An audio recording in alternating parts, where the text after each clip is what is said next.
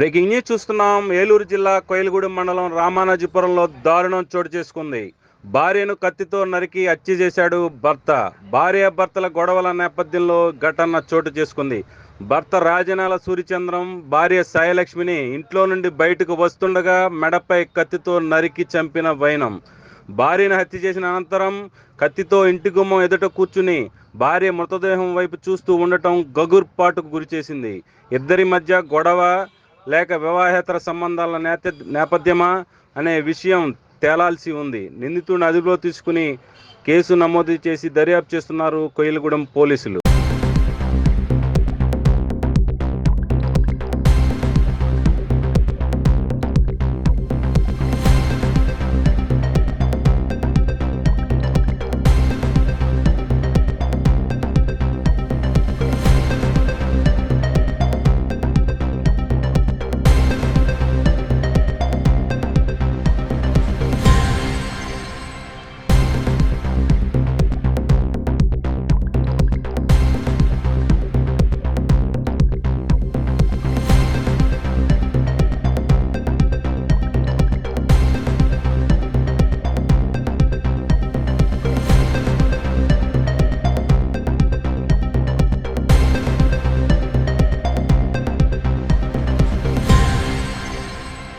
Breaking news చూస్తున్నాం. ఏలూరు జిల్లా కోయిలగూడెం మండలం రామానాజీపురంలో దారుణం చోటు చేసుకుంది.